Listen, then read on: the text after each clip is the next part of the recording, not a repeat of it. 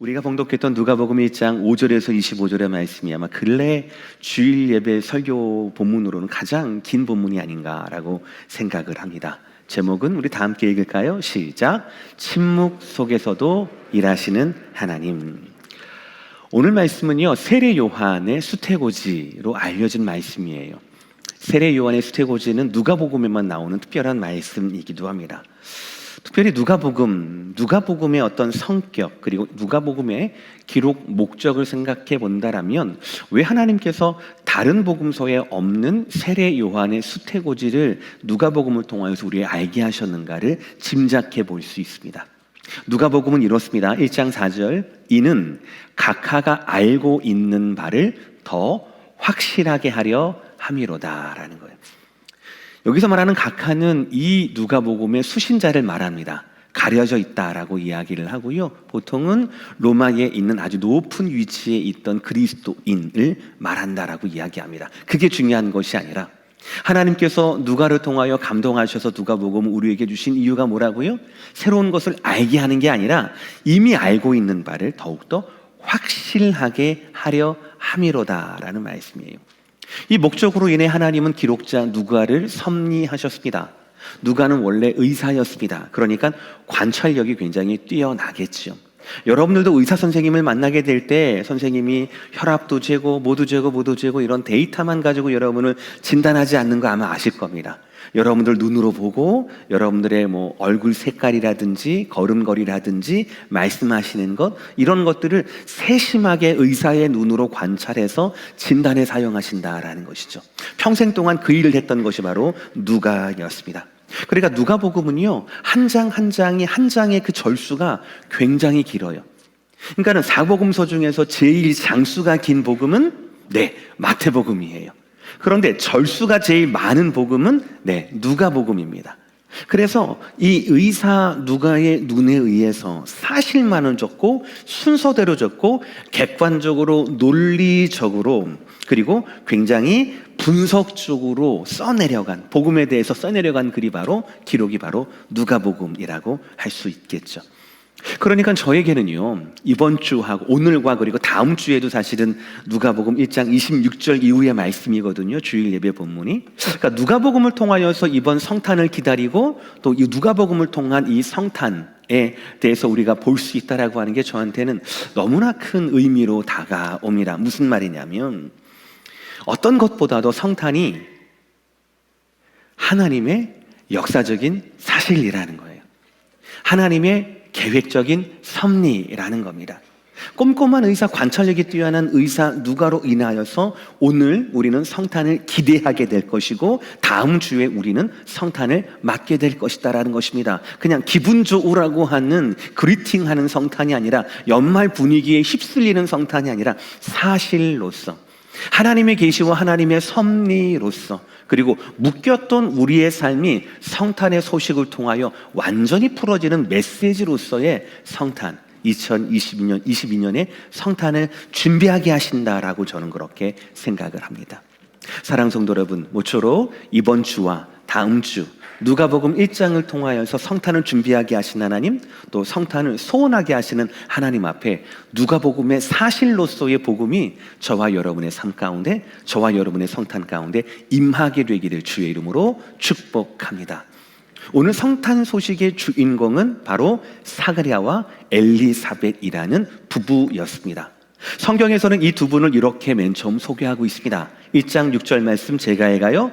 이 두 사람이 하나님 앞에 의인이니 주의 모든 계명과 규례대로 흠이 없이 행하더라. 할렐루야.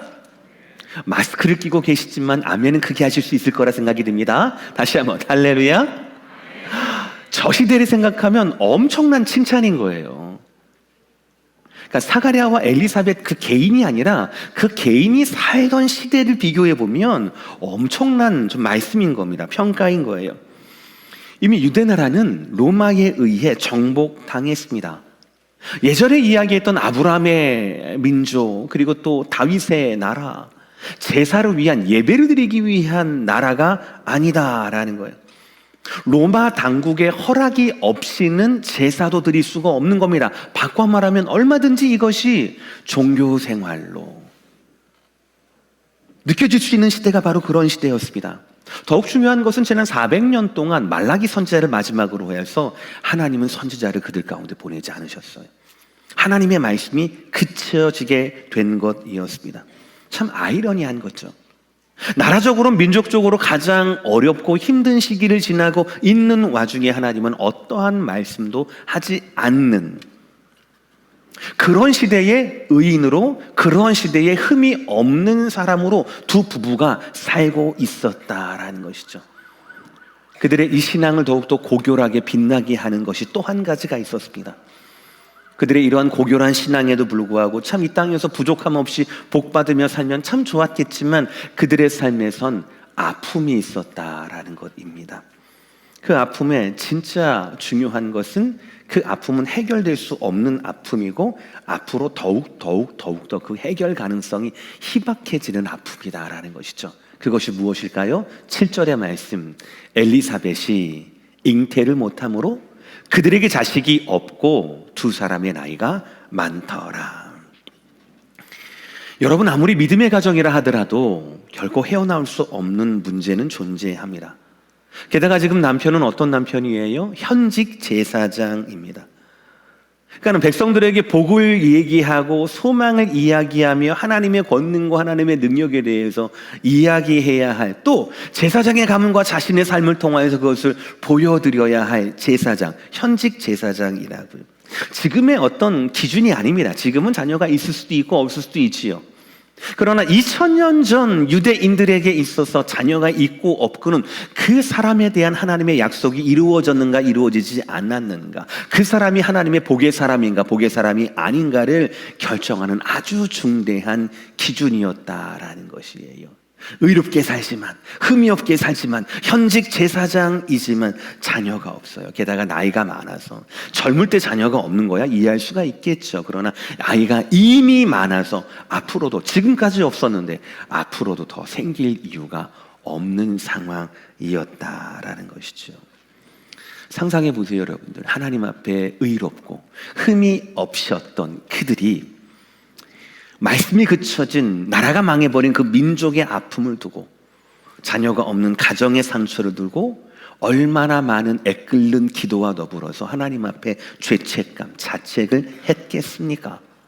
얼마나 많이 구원과 회복의 간구를 드렸겠습니까? 그런데도 아직 그대로인 거예요. 그러나 여기서 중요한 것은 기도하는 내가 아니라 우리의 기도를 들으시는 하나님이셔요. 하나님은 그들을 그대로 두지 않으셨습니다. 그들의 기도와 간구에 응답하셨습니다.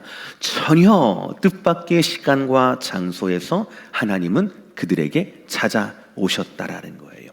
그들의 가정에는 아들의 소식을, 그대로 그들의 시대에는 구세주의 소식을 주시려고 말합니다.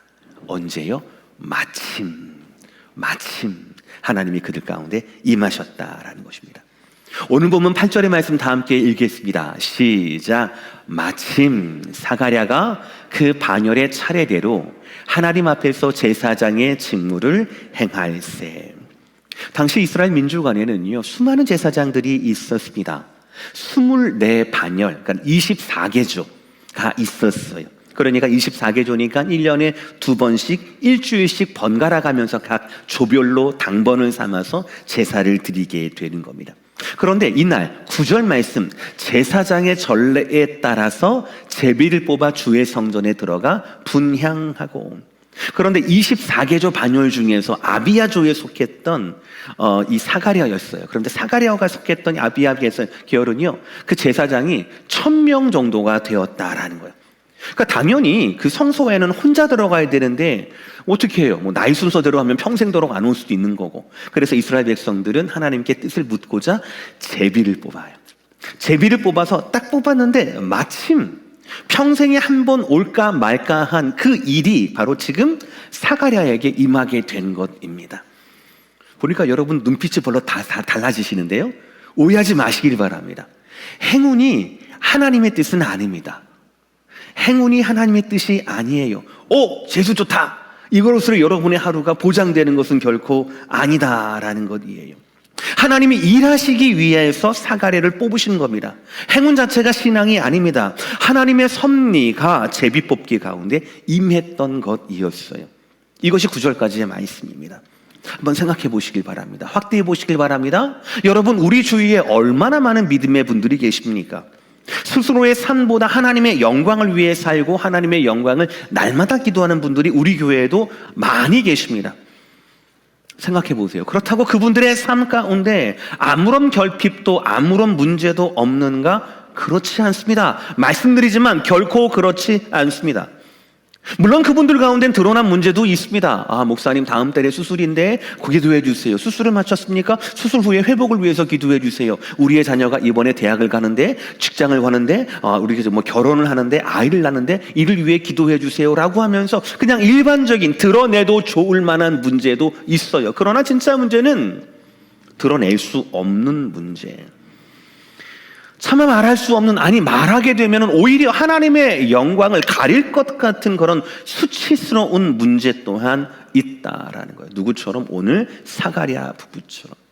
그 문제는 앞으로도 해결될 기미가 보이지 않는 그런 문제예요. 근데 의인이에요. 흠없이 살고 하나님의 제사장으로 살고 있어요. 그런데 내가 어떻게 할 수 없는 문제가 내 가운데 있거든요. 그럴 때 우리는 어떻게 해야 합니까? 그럴 때 우리는 어떻게 해야 합니까? 할 수 있는 것이 없어요. 할 수 있는 것이 없습니다. 그 자리를 지키는 것밖에 할 수 있는 게 없어요. 그 자리를 지킨다고 해서 해결되는 것은 아닙니다. 그러나 그것밖에 할 수 있는 게 없기 때문에 그 자리를 지키는 것입니다.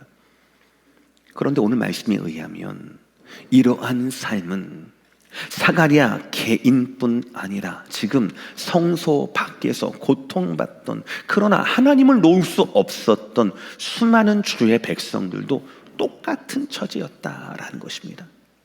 1장 10절 말씀 제가 읽어요. 모든 백성은 그 분향하는 시간에 밖에서 기도하더니. 여러분, 여기까지가 오늘 말씀의 배경이에요. 이 10절까지의 말씀 가운데 여러분 머릿속에 그려지는 그림이 무엇입니까? 성소 밖에는 망해버린 나라에서 나아질 기미가 없는 백성들이 기도할 것밖에 없으니까, 그것밖에 할 수가 없으니까 성소 밖에서 기도하고 있는 모습이. 성소 아니라고 다릅니까? 나이가 많아요. 여지까지 아이가 없었어요. 앞으로도 나이가 없을 거예요. 만약에 그 제사장의 사정을 아는 사람이라면 누구나 다, 아니 하필이면 왜 저 사람이 제비를 뽑았대? 제사장이면서도 아들도 없는 주제에 부끄럽지도 않나 봐? 이런 수군거림이 들리지 않았겠습니까? 그런 수군거림을 뒤로하고 사가랴 혼자 홀로 하나님의 직무를 수행하고 있는 중입니다. 성소를 사이에 두고 그 밖에는 소망 없는 백성들의 기도가, 그 안에는 아들 없는 제사장의 외로운 사역이 진행이 되고 있었다라는 것이에요.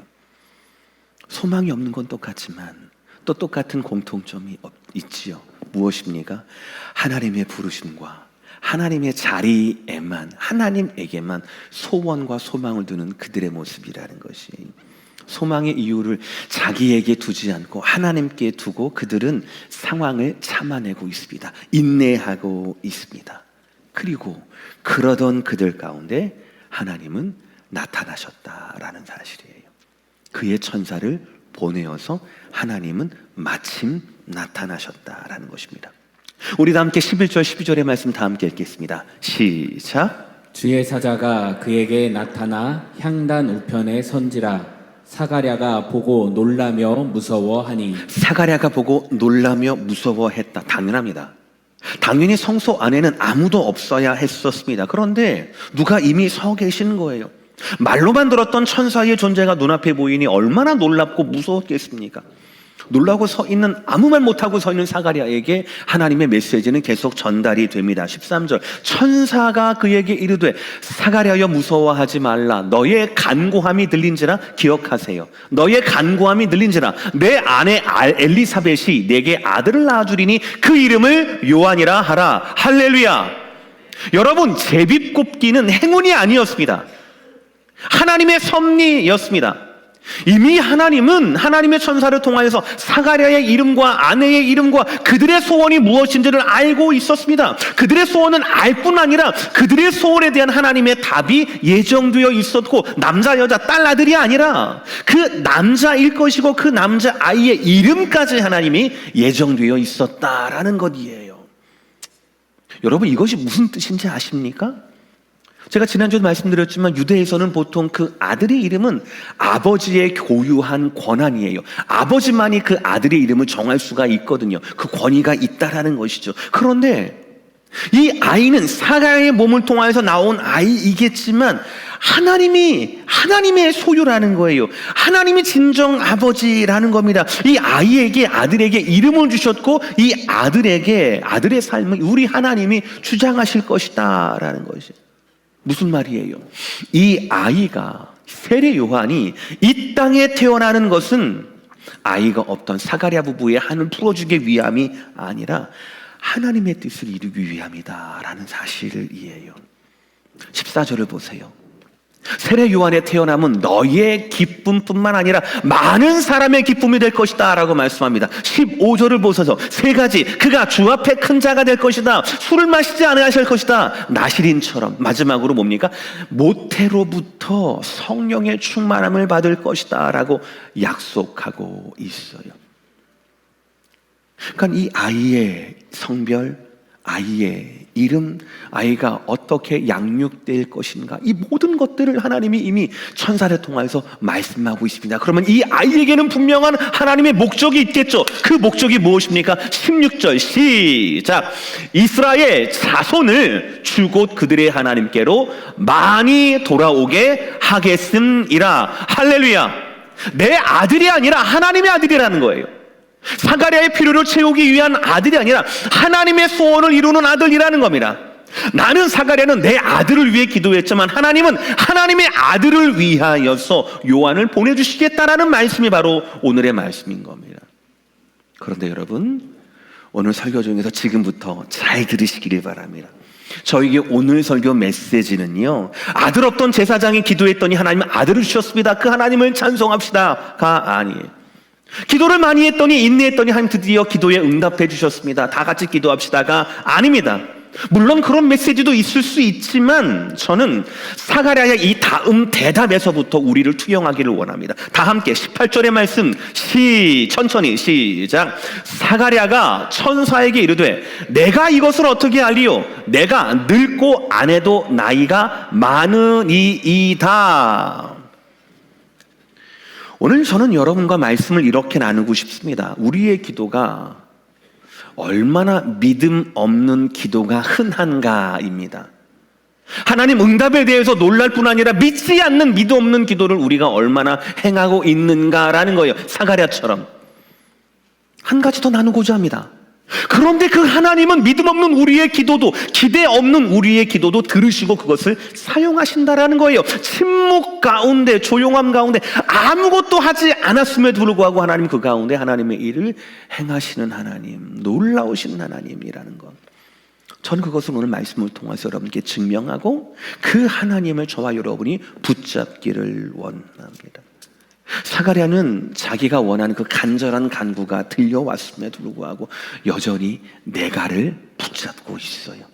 내가 내 상황에 사로잡혀 있습니다. 내가 이것을 어떻게 알리요? 이것은 그의 믿음 없음입니다. 이따가 또 말씀을 드릴게요. 믿음 없음이에요. 불신이에요. 불신의 이유도 뭐예요? 내가예요. 내가 여전히 늙었습니다. 내 아내도 여전히 나이가 많습니다. 그는 하나님께 기도했습니다. 의인으로, 흠이 없는 자로, 제사장으로 기도했습니다. 그러나 그의 마음은 여전히 내가 나에게 묶여 있어요. 이것은 믿음의 태도가 아니지요. 기도의 자세가 아니지요. 여러분, 천사가 사가랴를 처음 만났을 때 한 말 기억하십니까? 제가 기억하라고 말씀드렸는데 뭐라고 했습니까? 무수하지 말라. 13절. 너의 간구함이 들린지라. 그 간구함이 뭐예요? 아내가 아이를 갖는 거거든요. 그러니까 사가랴는 나이가 많았어도, 지금까지 자녀가 없고 앞으로도 없을 걸 뻔히 알지만 그럼에도 불구하고 자녀를 위해 기도했다, 기도하지 않았다, 기도했다, 간구했다라는 말씀이에요. 그러니까 지금 이 현장은 사가랴가 그냥 놀라고 무서워할 현장이 아니라 사가랴가 그동안 간구했고 기도했던 기도의 응답의 현장입니다. 놀라고 무서워하고 내가 할 게 아니라 놀랬다라면 하나님 앞에 찬송해야 될 게 바로 지금 이 현장이라고요. 그러나 그는 기도만 했어요.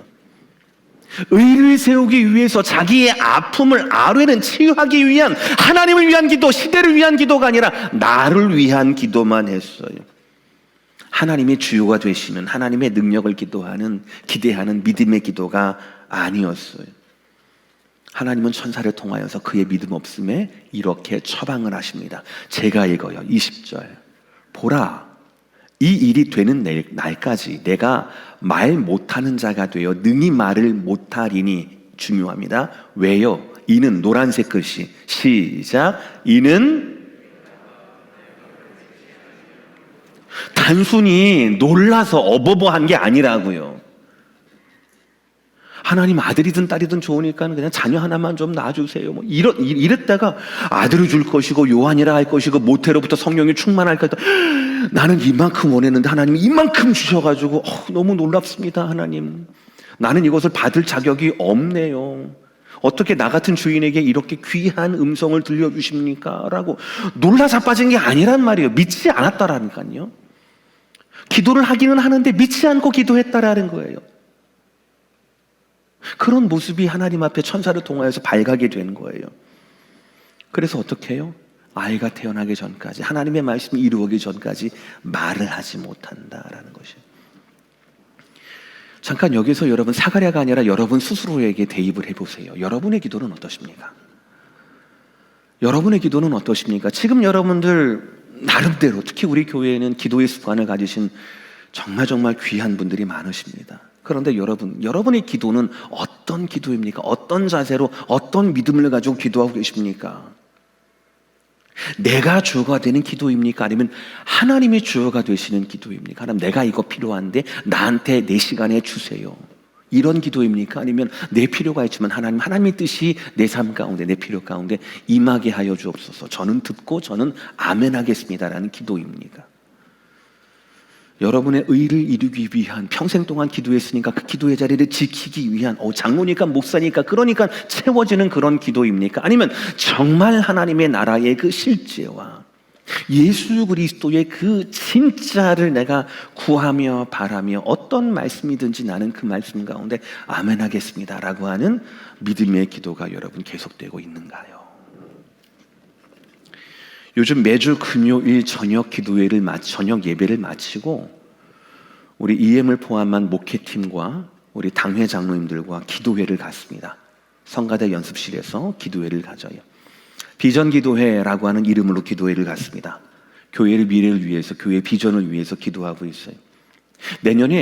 올해와 내년이 하나님의 꿈이 이제 열리는 교회라는 캐치프레이즈를 가지고 있는데요.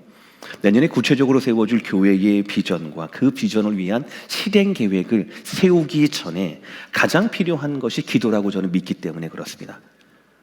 우리가 바라는 교회가 아니라 하나님이 원하시는 교회를 발견코자 함입니다. 45년 동안 우리의 전통, 경험, 우리의 지혜, 실력에 갇혀 있는 교회가 아니라 다음 세대를 위한 하나님의 꿈을 위해 가장 필요한 것이 바로 기도라고 저는 믿기 때문에 그렇습니다. 그런데 여러분, 기도 열심히 해야 하죠. 많이 해야 합니다. 많은 사람들이 모여서 기도해야 되겠죠. 그러나 더욱더 중요한 것은 기도를 어떻게 하느냐, 기도의 태도예요. 요한의 태어남은 단순히 아빠 사가랴의 기쁨, 그가 기다리던 아들이 아니었습니다.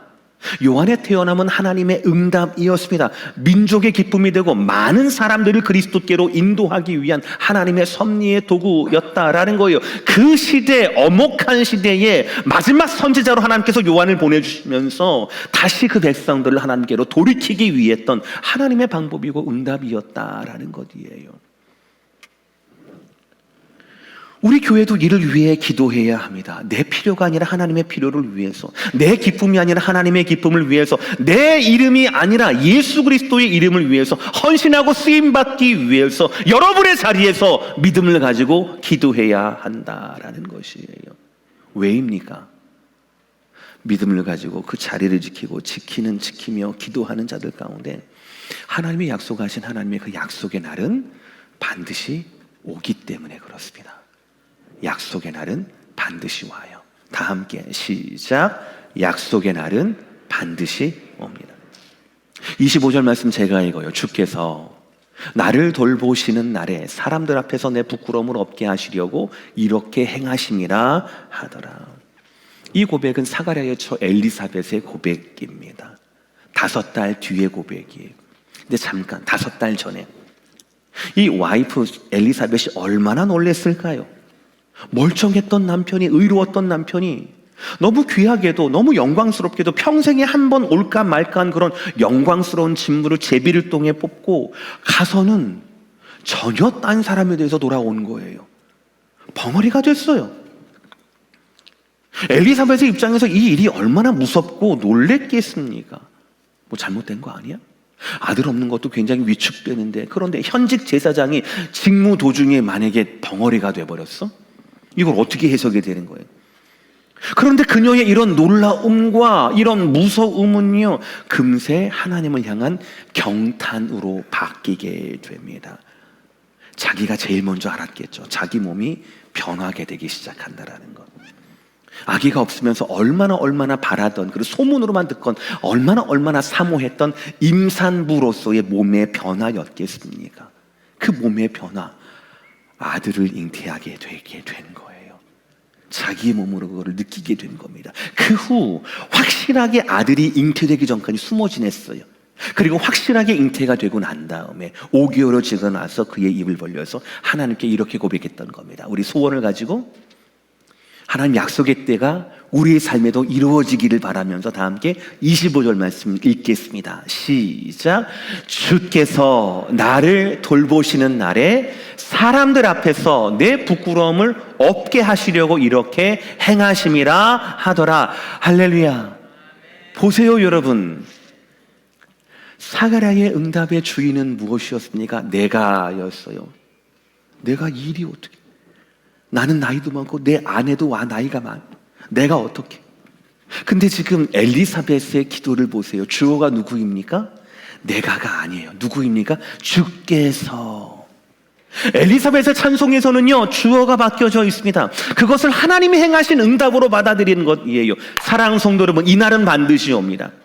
저 말씀처럼 주님께서 내 삶의 주인이 되는 날, 나를 돌보시는 날, 내 부끄러움을 없게 하시는 날은 반드시 온다라는 겁니다. 언제인지는 모르겠으나 하나님의 그 약속하신 날은 우리 가운데 반드시 온다. 저와 여러분이 기다려야 할 날은 바로 뭐냐면, 내가 내 이름으로 부유하고 내 이름으로 만족하고 행복한 그 날이 아니라 하나님의 이름이 내 삶 가운데, 하나님의 이름이 내 결핍과 내 필요 가운데 충만해지는 저 약속의 날을 저와 여러분은 기다려야 한다라는 것이에요.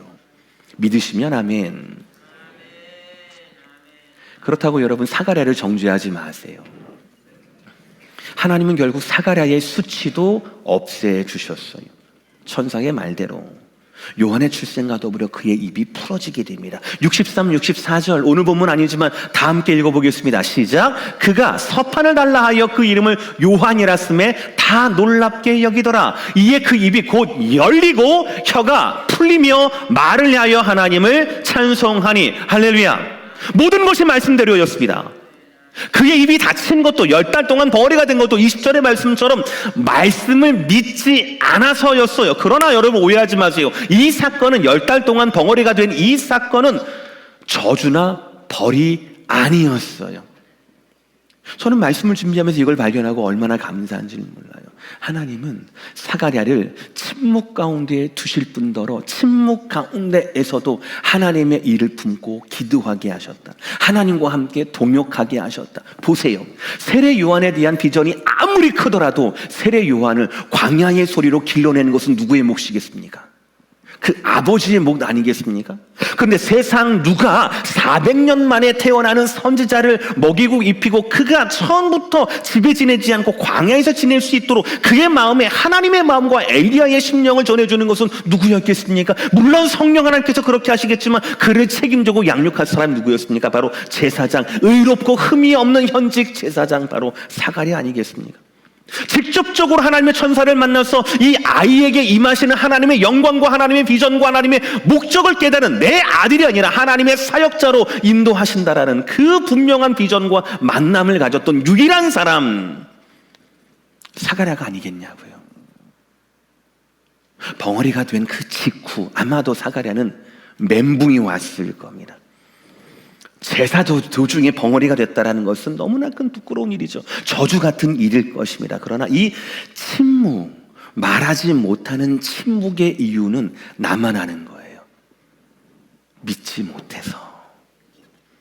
아마 사가랴에게 이 10달은 너무나 힘들었을 거예요. 왜? 평생을 의인으로 흠이 없는 자로 살았거든요. 아들은 없지만 떳떳한 사람으로 살아왔더니. 근데 제사 도중에 벙어리가 됐어요. 정말 수치스러운 10달이었을 겁니다. 그러나 하나님은 그 침묵 속에서도 일하셨어요. 금세 아마도 사랑하는 아내의 몸의 변화를 깨닫게 되었을 겁니다. 그리고 다음 주에 보시겠지만 마찬가지로 잉태한 마리아, 예수님을 잉태한 마리아의 갑작스러운 방문과 신비스러운 일들을 사가랴는 눈앞에 목격하게 되었을 거예요. 말하지 못하는 침묵 가운데 소리 없이 일하시는 하나님, 그 하나님을 사가랴는 매일매일 확인했을 겁니다. 말은 하지 못해서 말하지 못하는 제사장에 얼마나 수군대는 소리가 많았겠습니까? 그럼에도 불구하고 그것이 자기에는 아무런 부끄러움이 안 되었어. 왜? 영혼이 기쁘거든요. 충만하거든요. 말씀이 충만하거든요. 긴가민가했던 산사의 예언이 너를 위한 아이가 아니라 시대와 민족과 그리스도 메시아를 위한 인물이라는 이 말씀이 얼마나 살아있는 것 같이 내 영혼을 적시고 충만했겠습니까? 얼마나 많이 묵상했겠습니까? 벙어리가 되었을 때는 탄식과 후회와 회개의 기도가 가득했겠지만 얼마 되지 않아서 일하시는 하나님, 침묵 가운데서 행하시는 하나님을 확인하면서는 아마 도무지 말로 표현하지 못한 충만한 감사와 찬송이 그의 영혼에 충만해졌을 거예요. 그래서 그의 출생과 더불어서 그의 입이 풀리면서 찬송이 터져 나옵니다. 우리 다 함께 67절부터 71절까지의 말씀, 사가랴에게 충만하게 임했던 그 하나님의 은혜를 사모하면서 우리 다 함께 읽겠습니다. 시작. 그 부친 사가랴가 성령의 충만을 받아 예언하여 이르되 찬송하리로다 주 이스라엘의 하나님이여, 이것은 주께서 예로부터 거룩한 선지자의 입으로 말씀하신 바와 같이 우리 원수에게서와 우리를 미워하는 모든 자의 소원에서 구원하시는 일이라. 할렐루야. 한 아이의 태어남이 아닌 거예요. 하나님의 구원이 이 땅 가운데 임한다라는 겁니다. 한 아이의 기쁨, 한 집안의 기쁨이 아닙니다. 모든 기다리던 자들 가운데 그 자리를 지키고 하나님만을 인내하던 자들 가운데 임하신 하나님의 기쁨이라는 것이죠. 사랑하는 성도는 마침내 반드시 하나님의 때는 옵니다. 그때까지 우리는 성실하게 그 자리를 지켜야 합니다. 하나님이 원하시는 그 자리를 지켜야 합니다. 깊은 밤 우리 목동들이 천사의 성탄의 메시지를 처음으로 접했던 유일한 이유가 무엇입니까? 깊은 밤에도 불구하고 그들이 목동의 목자의 자리를 지켰다라는 것 아니겠습니까? 그것 말고는 다른 것이 없거든요. 오늘 성소 안에 사가랴도 성소 밖의 백성들도 보이는 소망은 없었어요. 그럼에도 불구하고 그들은 그들의 자리를 지켰습니다. 그 자리를 지켰던 그들 가운데 하나님의 놀라운 역사가 임했어요. 침묵 속에서도 일하시는 하나님을 기대하십시오. 사랑하는 성도 여러분, 2020년 가운데 기도의 자리, 헌신의 자리, 예배의 자리를 지키신 여러분을 주의 이름으로 축복합니다. 마찬가지로 하나님의 오심을 기대하면서 결국 내 삶의 주어를 내가 아니라 하나님으로 바꾸실 그 하나님의 그 침묵 가운데도 일하시는 하나님의 일하심을 기대하면서 하나님이 원하시는 예배의 자리를, 기도의 자리를, 하나님의 자리를 끝까지 지키고 결국에는 하나님을 만나 응답받는 저와 여러분 모두가 되시기를 주의 이름으로 다시 한번 축복합니다. 기도하시겠습니다.